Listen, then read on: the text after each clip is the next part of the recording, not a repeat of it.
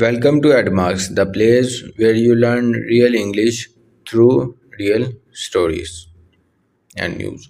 Today we will break down a real and serious topic, the rising tension between India and Pakistan at the border, and we will learn useful English words, phrases and expressions that news channels and journalists use when talking about this situation.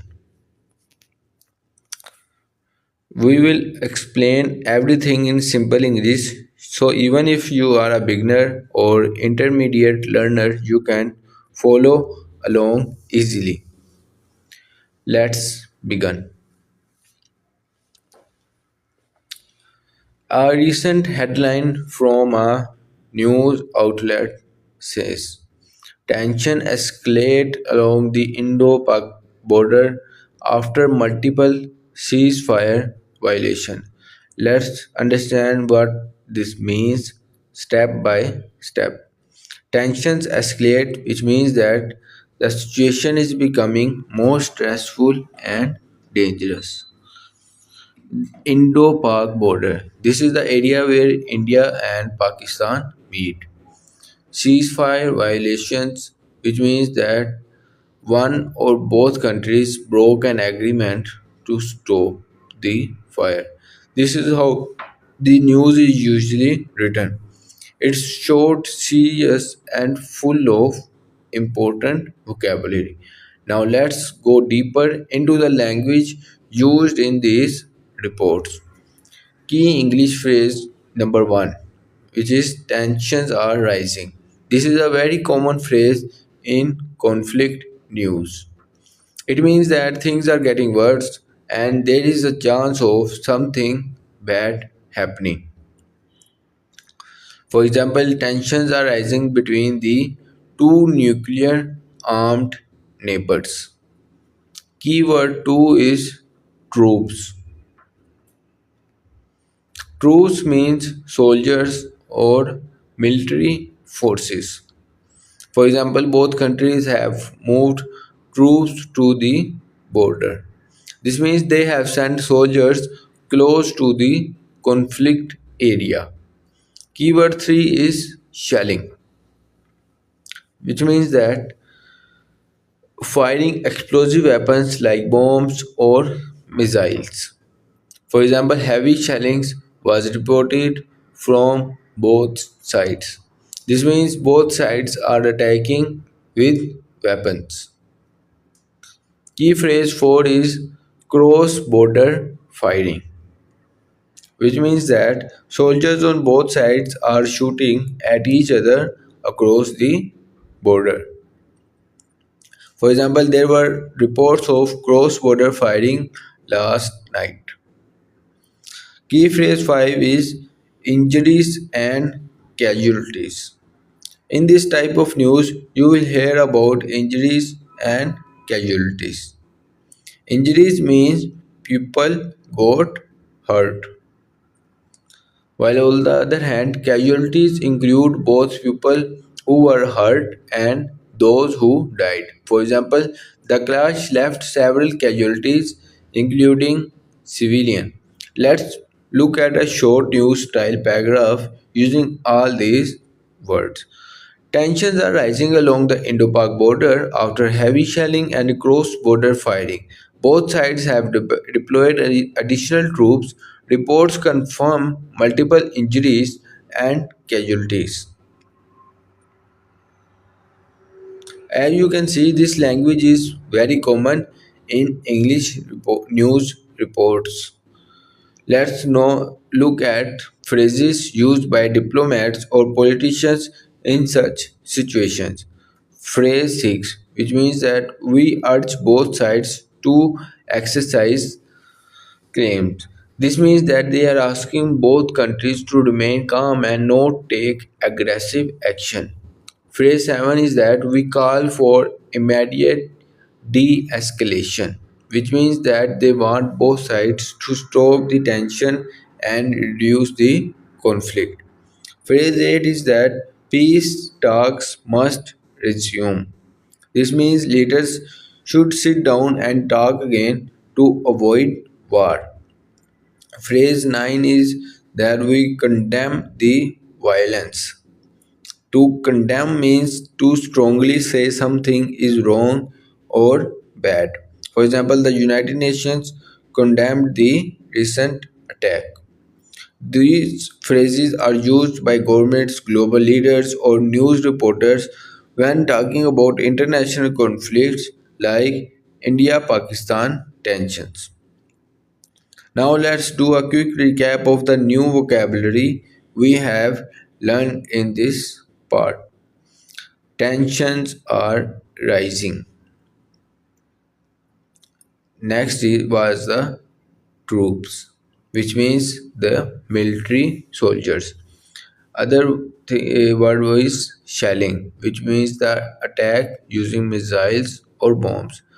Other word includes cross-border firing and injuries and casualties. Next was exercise restraint and de-escalation, which means to lower the escalation. Next was peace talks, which means to talk about the possible solution. Other thing is condemn. You don't need to memorize them all at the once.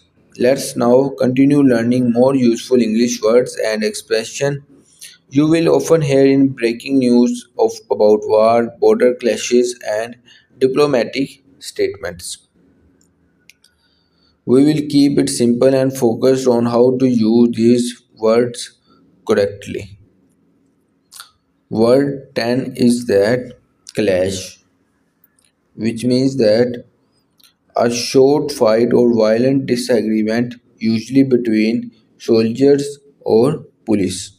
For example, a border clash broke out early this morning. This means fighting happened suddenly and possibly without warning. Next phrase is security forces, which means uh, which is a general term used for army, police, and other armed units protecting countries, including rangers. For example, security forces were placed on high alert. Word number 10 is provocation. Provocation means doing something that makes someone angry or causes a reaction. For example, officials accuse the other side of provocation.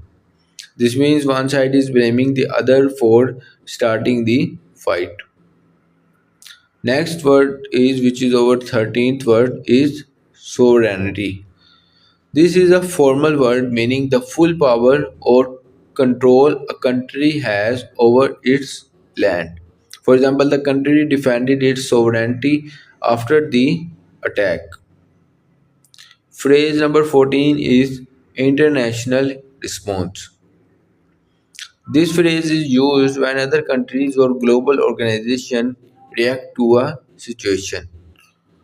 For example, the international response has been mixed, with some countries calling for peace. Phrase number 15 is escalating conflict. You learned the word escalate before in the first part of this video. Escalating conflict means the fight is getting worse. For example, there are growing concerns about the escalating conflict. Let's use all these new words in a short, simple news report. A border clash between Indian and Pakistani troops resulting in multiple casualties. Security forces were placed on high alert after reports of provocation. Both countries have issued statements defending their sovereignty. The international response has included calls for peace amid fears of an escalating conflict.